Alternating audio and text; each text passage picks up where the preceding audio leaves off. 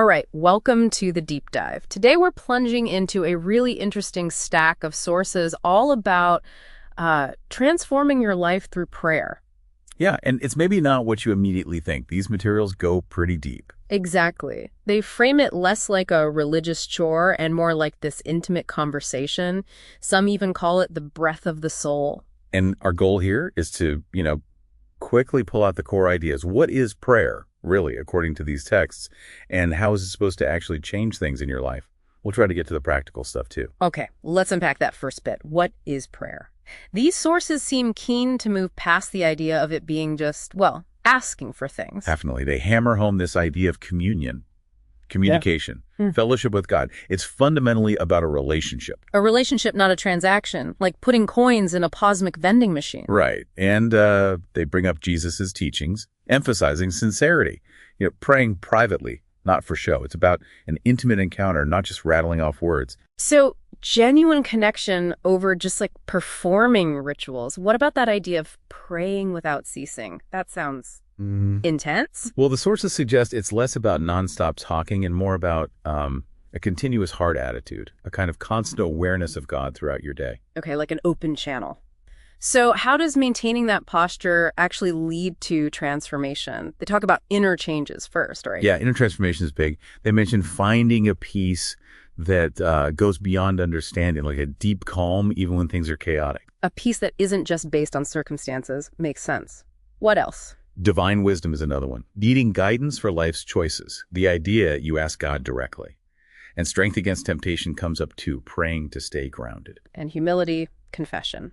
That cleansing aspect. Exactly. Acknowledging where you've messed up, receiving forgiveness. That's key for inner change according to these texts. Okay, so it changes you on the inside, but then it ripples outward to relationships. It does. This part's quite radical.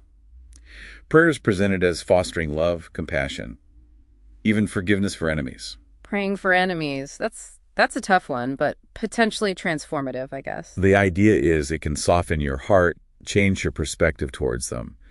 And then there's praying for others, intercession. Right, praying for friends, family, situations. Yeah, it's framed as this powerful act of love and solidarity.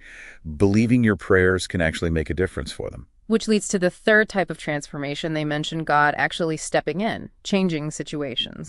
Situational transformation. The sources are pretty bold here, stating that prayer moves God's hand. They point to promises like, call to me and I will answer you.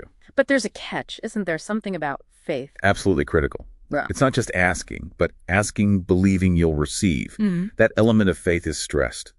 And they mention God being able to do far more than we could even ask or imagine.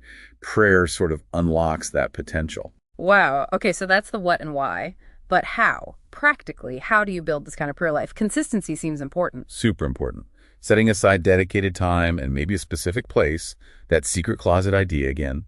Start small, maybe. Yeah, don't try to go from 0 to 60 immediately. And incorporating it throughout the day, not just one big block. Right. Little moments, morning, noon, night, as one source suggests, integrating that prayerful posture we talked about. Makes it feel more doable. They also offer that ACTS model as a kind of structure. Yeah, it's a handy framework. Adoration, just praising God.